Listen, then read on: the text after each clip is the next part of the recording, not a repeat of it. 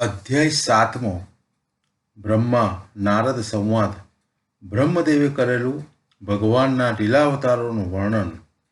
બ્રહ્માજી બોલ્યા, અનંત ભગવાને આ પૃથ્વી તલના ઉદ્ધાર કરવા તૈયાર થઈ સમગ્ર યજ્ઞમય એવું વરાહનું શરીર ધારણ કર્યું. ત્યારે મહાસમુદ્રની અંદર આવેલા પ્રસિદ્ધ આદિદૈત્ય હિરણ્યાક્ષને જેમ ઇન્દ્ર વજ્ર વડે પર્વતને ચીરે તેમ દાળ વડે ચીર્યો હતો. પ્રથમ વરાહ કહ્યો, હવે યજ્ઞાવતાર કહે છે. પછી તે જ ભગવાન રુચિ નામના પ્રજાપતિથી તેમની સ્ત્રી આકુતિ વિશે સુયજ્ઞ નામે ઉત્પન્ન થયા હતા. તે સુયજ્ઞ ભગવાને પોતાની સ્ત્રી દક્ષિણામાં સુયમ નામના દેવોને ઉત્પન્ન કર્યા હતા અને પોતે ઇન્દ્ર થઈ જ્યારે ત્રણેય લોકની પીડા દૂર કરી હતી ત્યારે પ્રથમ પોતે સુયસ નામથી કહેવાતા હતા, પણ તેમના દાદા સ્વયંભૂ મનુએ હરિ એવું નામ પાડ્યું હતું.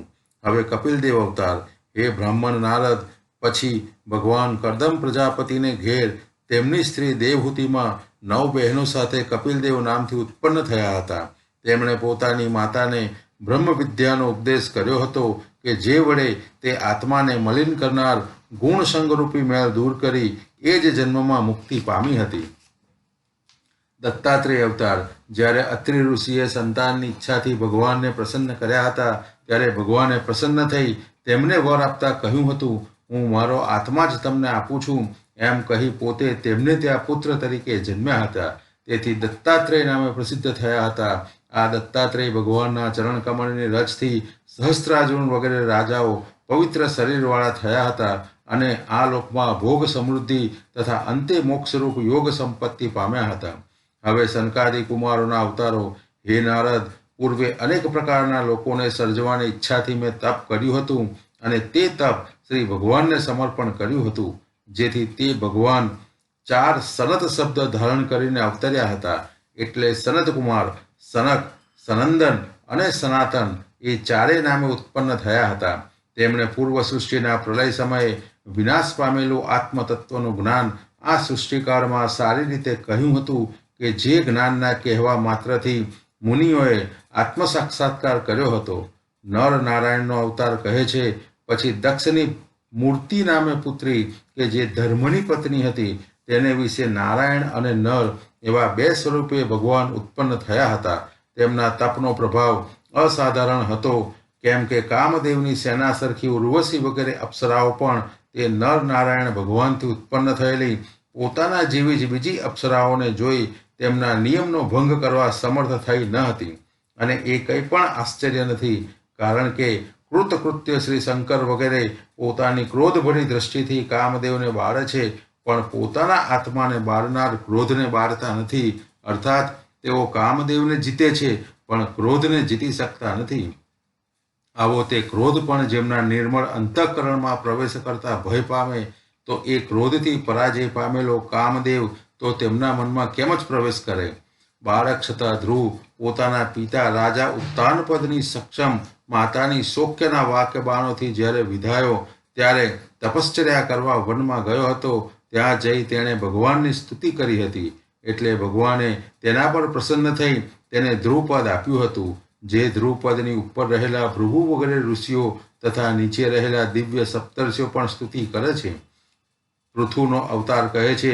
જ્યારે વેન રાજા વડે માર્ગે ચાલ્યો લાગ્યો અને બ્રાહ્મણોએ સાપરા વાક્યરૂપી વજ્ર વડે તેના પુરુષાર્થ અને ઐશ્વર્યનો નાશ કર્યો અને તે વેન નરકમાં પડતો હતો, ત્યારે ઋષિઓએ ભગવાનની પ્રાર્થના કરી હતી. તેથી જે ભગવાને વેનના પુત્ર પૃથુ થઈ વેનનું રક્ષણ કરી પુત્ર શબ્દને સાર્થક કર્યો હતો અને પૃથ્વીમાંથી અન્ન વગેરે પદાર્થો જગત માટે મેળવ્યા હતા. ઋષભદેવનો અવતાર. પછી એ જ શ્રીહરિ ભગવાન નાભી રાજાથી તેમની પત્ની સુદેવી વિશે ઋષભદેવ નામે પુત્ર થઈ અવતર્યા હતા. જે ઋષભદેવે સર્વ સંગનો ત્યાગ કર્યો હતો તેથી તેમની સર્વ ઇન્દ્રિયો શાંત થઈ હતી અને તેથી જ પોતે સમદ્રષ્ટિવાળા થઈ સ્વસ્વરૂપમાં જ સ્થિતિ કરતા હતા અને જળની પેઠે સમાધિ દશામાં વિચરતા હતા, જે પરમહંસ દશા કહેવાય છે. હયગ્રીવ અવતાર. વળી સુવર્ણ સમાન વર્ણવાળા વેદમય, યજ્ઞમય તથા સર્વ દેવોના આત્મા તે જ સાક્ષાત યજ્ઞ પુરુષ ભગવાન મારા યજ્ઞમાં હયગ્રીવ સ્વરૂપે પ્રકટ થયા હતા. એ સમયે શ્વાસ લેતા એમની નાસિકામાંથી સુંદર વેદવાણી ઉત્પન્ન થઈ હતી. મત્સ્ય અવતાર વળી યુગના અંત સમયે ભાવિ વૈવસ્વત મનુએ એ ભગવાનનું મત્સ્યના સ્વરૂપે દર્શન કર્યું હતું, જે સ્વરૂપ સમગ્ર પૃથ્વીમય નૌકાનો આશ્રય બનવાથી સમસ્ત જીવોનો આશ્રય બન્યું હતું. અને પ્રલયના તે ભયંકર જળમાં મારા મુખમાંથી નીકળી પડેલા વેદોને લઈ તે જળમાં વિહાર કર્યો હતો. કચ્છપ અવતાર પૂર્વે દેવો તથા દાનવો અમૃત મેળવવા ક્ષીર સમુદ્રનું મંથન કરતા હતા, ત્યારે આદિદેવ ભગવાને કાચબાનું સ્વરૂપ ધારણ કરી પોતાની પીઠ ઉપર મંદરાચળ પર્વત ધારણ કર્યો હતો, અને એ પર્વતના ઘર્ષણથી પીઠની ચેર દૂર થવાથી નિદ્રાનો આનંદ મેળવ્યો હતો. નૃસિંહ અવતાર વળી જેનું અઠ્ઠાસ્ય દેવોને પણ ઘણું ભયકારક થયું હતું, અને જેનું મુખ ભમતી ભ્રકુટી તથા દાઢોથી વિકરાળ હતું, એવું નૃસિંહ રૂપ ધારણ કરી જે ભગવાને હાથમાં ગદા લઈ સમીપ ધસી આવતા પ્રતાપી દૈત્યરાજ હિરણ્યકશ્યપુને દૂરથી જ પકડીને પોતાની સાથળ પર નાખી નખો વડે ચીરી નાખ્યો હતો. શ્રી હરિ ભગવાનનો અવતાર પૂર્વે ટોળામાં નાયક એક હાથીને સરોવરની અંદર મહાબળવાન મગરે પગમાં પકડ્યો હતો. તેની પીડાથી તે હાથી સૂંઢમાં કમળ લઈ શ્રી ભગવાનને, હે આદિપુરુષ, હે સમગ્ર લોકોના નાથ, હે તીર્થરૂપ યશવાળા અને સાંભળતા જ મંગળ કરનાર નામવાળા હે ભગવાન, એમ બોલવા લાગ્યો. ત્યારે તે સાંભળી ચક્રધારી અમાપ શ્રીહરિ ભગવાને ગરુડની પીઠ પર બિરાજી ત્યાં આવી ચક્ર વડે મગરના મુખને ચીરી નાખી શરણાર્થી તે હાથીની સૂંઢ વડે પકડી કૃપા વડે સરોવરમાંથી બહાર કાઢ્યો હતો. વામનાવતાર કથન આદિતિના 12 પુત્રોમાં જે યજ્ઞના અધિષ્ઠાતા વિષ્ણુ હતા તે સૌથી નાના હતા, છતાં ગુણોથી સૌ કરતાં મોટા હતા, કેમ કે તેમણે 3 પગલામાં આ સમગ્ર લોક દબાવી દીધા હતા, અને વામન સ્વરૂપ ધારણ કરી 3 પગલાને બહાને બલિરાજા પાસેથી 3 લોક લઈ લીધા હતા, અને જણાવ્યું હતું કે જે પુરુષ ધર્મ માર્ગે ચાલે છે તેને મહાસમર્થ પુરુષો પણ યાચતા વિના ઐશ્વર્યથી ભ્રષ્ટ કરી શકતા નથી. હે નારદ, જે બલિરાજાએ ભગવાનના ચરણોદકને મસ્તક પર ધારણ કર્યું હતું, શુક્રાચાર્ય અટકાવીને શાપ આપ્યો, છતાં પ્રતિજ્ઞા કરેલ ભૂમિદાન વિના બીજું કંઈ કરવા ઈચ્છ્યું ન હતું, અને ત્રીજું પગલું પૂરું કરવા માટે શ્રીહરિને મસ્તક નમાવી પોતાનો દેહ અર્પણ કર્યો હતો. હંસાવતાર કહે છે, હે નારદ, તમારા અત્યંત ભક્તિભાવથી અત્યંત પ્રસન્ન થઈ તે ભગવાને હંસનું સ્વરૂપ લઈ તમને ભક્તિયોગ તથા આત્મતત્વને પ્રકાશ કરનાર જ્ઞાન સાધન ભાગવત ધર્મનો ઉત્તમ રીતે ઉપદેશ કર્યો હતો, જેને શ્રી વાસુદેવના ભક્તો જ અનાયાસે જાણે છે. મન્વંતરના અવતાર વળી મનુના વંશને ધારણ કરનાર તે ભગવાન પ્રત્યેક મન્વંતરમાં 10 દિશાઓમાં પોતાના અસ્ખલિત પ્રભાવરૂપી ચક્રને ધારણ કરે છે, અર્થાત સુદર્શન ચક્ર જેવા અસ્ખલિત પ્રભાવને ધારણ કરે છે, અને પોતાના ચરિત્ર વડે 3 લોકની ઉપર આવેલા સત્યલોકમાં પણ સુંદર કીર્તિ વિસ્તારી દુષ્ટ રાજાઓને શિક્ષા કરે છે.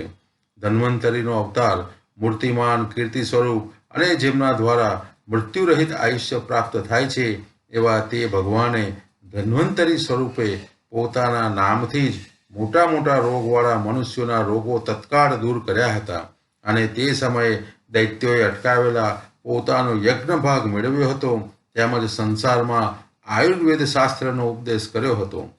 પરશુરામનો અવતાર જ્યારે દૈવ વસાત જગતનો નાશ કરનાર ક્ષત્રિયો વધી ગયા હતા અને માર્ગથી ભ્રષ્ટ થઈ બ્રાહ્મણોનો દ્રોહ કરીને નરકના દુઃખો મેળવવા તૈયાર થયા હતા, ત્યારે ઉગ્ર પરાક્રમી તે ભગવાને મહાત્મા પરશુરામનું સ્વરૂપ ધારણ કરી પોતાની તીક્ષ્ણ ધારવાળી ફરસીથી પૃથ્વી ઉપર કાંટા જેવા તે ક્ષત્રિયોનો 21 વાર નાશ કર્યો હતો.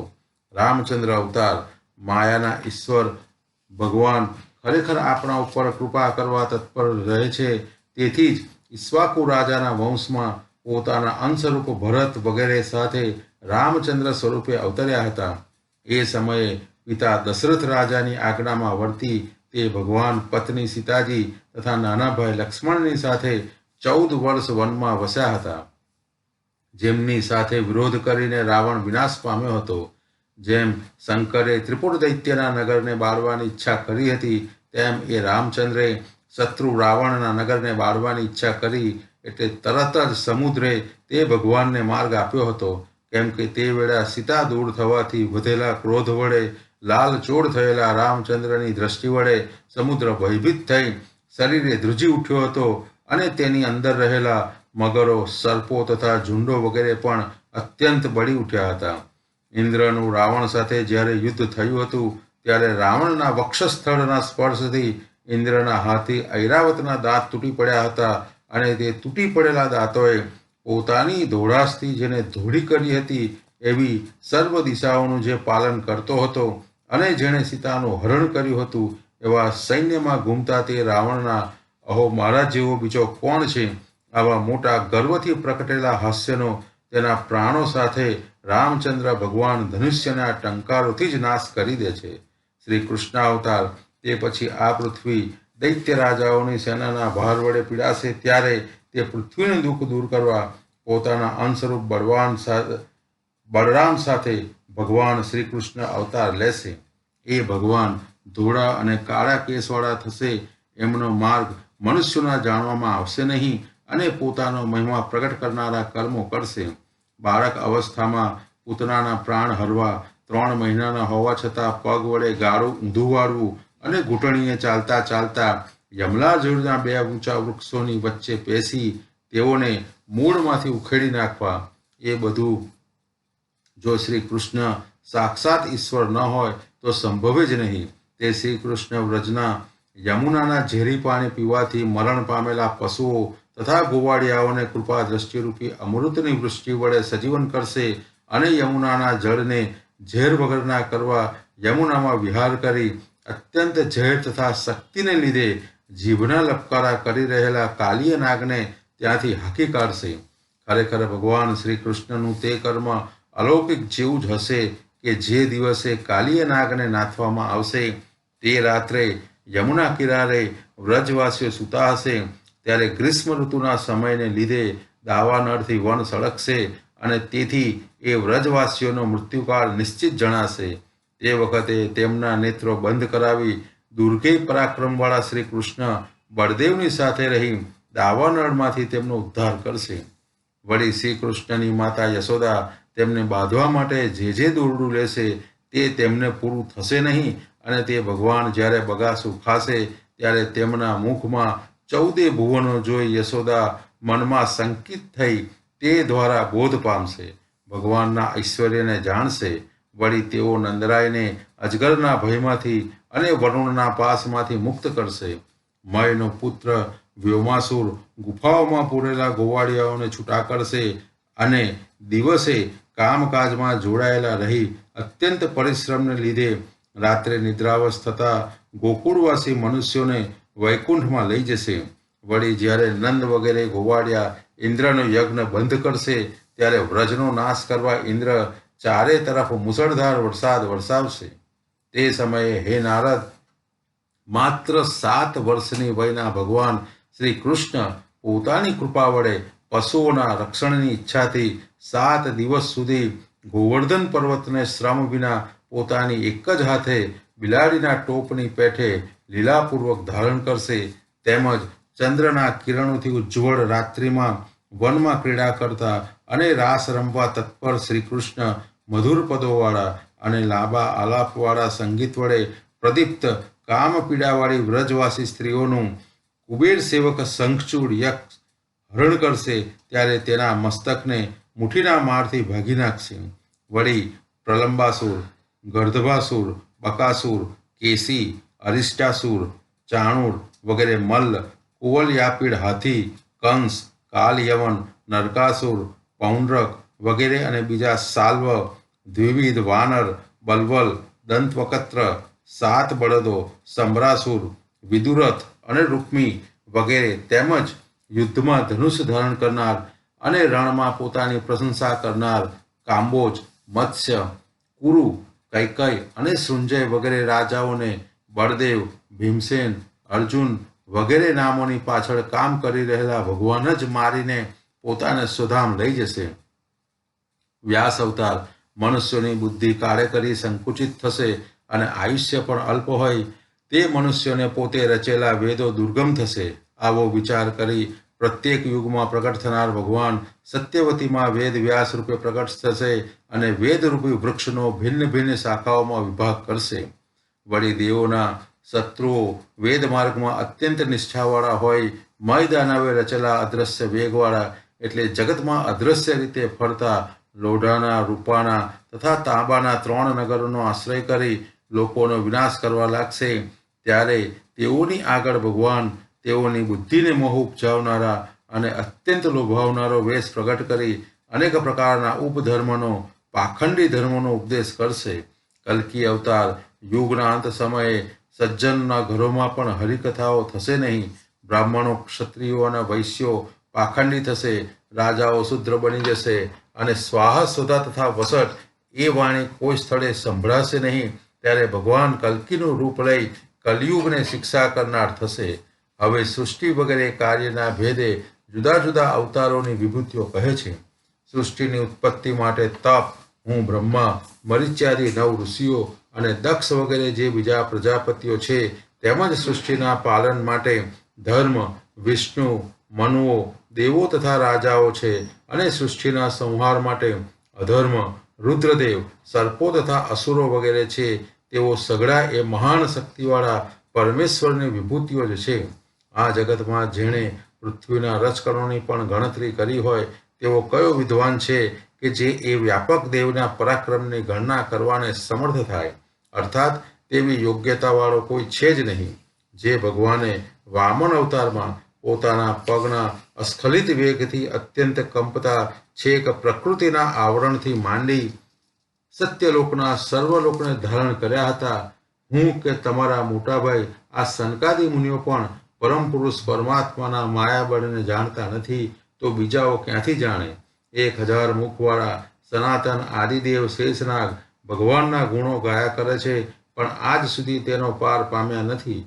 તો પણ એ અનંત ભગવાન જ જેના ઉપર દયા કરે છે અને જેઓ નિષ્કપટ ભાવે સર્વથા એ ભગવાનના ચરણનો આશ્રય કરે છે, તે પુરુષો ભગવાનની એ દુસ્તર માયાને તરી જાય છે. કેમ કે એવા પુરુષોને કૂતરા તથા શિયાળના ભક્ષ્યરૂપ આ શરીર પર મારું કે હું એવી બુદ્ધિ હોતી નથી. હે નારદ, પરમ પુરુષ તે પરમાત્માની યોગમાયા હું જાણું છું. તેમજ તમે ભગવાન શંકર, પ્રહલાદ, સ્વયંભૂ મનુ, તેમના પત્ની શત્રુપા, તે મનુના પુત્ર પ્રિયવ્રત અને ઉત્તાનપાદ તથા તે મનુની પુત્રીઓ આકુતિ, દેવહૂતિ અને પ્રસૂતિ, પ્રાચીન બહર્ષિ, ઋભુ, વેન રાજાનો પિતા, અંગ, ધ્રુવ, ઈક્ષ્વાકુ, અલ, મુચકુંદ, વિદેહ, ગાધી, રઘુ, અમરીશ, સગર, ગય, નહુસ વગેરે તેમજ માંધાતા, અલર્ક, શતધન્વા, અનુ, રંતિદેવ, ભીષ્મ પિતામહ, બલિ, અમૃતસ્ય, દિલીપ, સૌભરી, ઉત્તંક, શિબી, દેવલ, પીપ્લાદ, સારસ્વત, ઉદ્ધવ, પરાશર, ભૂરિસેન અને બીજા વિભીષણ, હનુમાન, સુખદેવ, અર્જુન, આષ્ટીસેન, વિદુર તેમજ શ્રુતદેવ વગેરે શ્રેષ્ઠ પુરુષો પરમાત્માની યોગમાયા જાણે છે અને તરે પણ છે. એટલું જ નહીં, પણ સ્ત્રીઓ, શૂદ્રો, હુણો તથા ભીલો વગેરે પાપીજીવો અને પશુ પક્ષીઓ તથા અદ્ભુત લીલાવાળા શ્રીહરિના ભક્તજનોનું જેનું સદવર્તન આચરે, તો તેઓ પણ ભગવાનની માયાને જાણે છે અને તરે છે. તો પછી વેદાર્થ ધારણ કરનાર બ્રાહ્મણ વગેરે ભગવાનની માયાને તરે એમાં શું કહેવાનું હોય? મુનિઓ જેને બ્રહ્મ એ પ્રમાણે જાણે છે તે જ ભગવાનનું સ્વરૂપ છે. જે બ્રહ્મ નિત્ય, સુખ સ્વરૂપ, શોક રહિત, નિરંતર, અત્યંત શાંત, ભય રહિત, કેવળ જ્ઞાન સ્વરૂપ, શુદ્ધ, ભેદ રહિત, વિષયો તથા ઇન્દ્રિયોના સંગથી રહિત અને જ્ઞાતારૂપ આત્માનું જ સ્વરૂપ છે. વળી જે બ્રહ્મ વિશે વાણી પહોંચતી નથી અને જ્યાં અનેક સાધનો વડે સાધ્ય એવું ક્રિયાનું ફળ પણ પહોંચતું નથી. માયા તો એ બ્રહ્મની સામે ઊભી રહેતા જાણે શરમાતી હોય તેમ દૂરથી જ નાસી જાય છે. જેમ પોતે મેઘ સ્વરૂપે શોભતો ઇન્દ્ર કુવા વગેરે ખોદવાના સાધન, કોસ, કોદાળી વગેરે ગ્રહણ કરતો નથી, તેમ યોગીઓ બ્રહ્મ વિશે મન સ્થિર કરી ભેદને દૂર કરવાના સર્વ સાધનોનો ત્યાગ કરે છે. ઉપયોગી ન હોવાથી તેઓનો સ્વીકાર કરતા નથી. વળી તે ભગવાન સર્વ કલ્યાણોના ફળ આપનાર છે. કેમ કે પ્રવર્તક એવા ભગવાન થકી જ બ્રાહ્મણ વગેરેના સમદમાદી સ્વભાવોથી કરેલા શુભ કર્મોની પ્રસિદ્ધિ છે. જો કે પૃથ્વી આદિ મહાભૂતોનો વિયોગ થતા શરીર નાશ પામે છે, છતાં તે શરીરમાં રહેલું આકાશ જેમ નાશ પામતું નથી, તેમ શરીરમાં રહેનારો અજન્મા આત્મા પણ નાશ પામતો નથી. હે તાત, સમગ્ર જગતના કારણ આ ભગવાન જેવા સ્વરૂપવાળા છે. તેમને સંક્ષેપમાં કહ્યું કે કાર્ય કારણાત્મક આ જે કંઈ જગત છે તે શ્રીહરિથી ભિન્ન નથી, પણ કારણરૂપ શ્રીહરિ તો કાર્યરૂપ જગતથી ભિન્ન જ છે. આ જ્ઞાન ભગવાને મને કહ્યું છે, તેથી આનું નામ ભાગવત છે. ભગવાનની આ વિભૂતિઓનો સંગ્રહ મેં તમને કહ્યો છે, તેનો તમે પ્રચાર કરો. આનું વર્ણન સર્વના આત્મા અને સમગ્રના આધાર ભગવાન શ્રીહરિ વિશે મનુષ્યોની ભક્તિ ઉત્પન્ન કરશે. એવો સંકલ્પ કરી તમે આ ભાગવતનું વર્ણન કરો. જે મનુષ્ય આ ઈશ્વરની લીલાને નિત્ય વર્ણવે છે, શ્રદ્ધાથી સાંભળે છે અને અનુમોદન આપે છે, તેનો આત્મા માયાથી મોહ પામતો નથી. ઇતિ શ્રીમદ ભાગવત મહાપુરાણમાં દ્વિતીય સ્કંદ વિશે અધ્યાય 7મો સમાપ્ત. શ્રી કૃષ્ણ કનૈયા લાલ કી જય.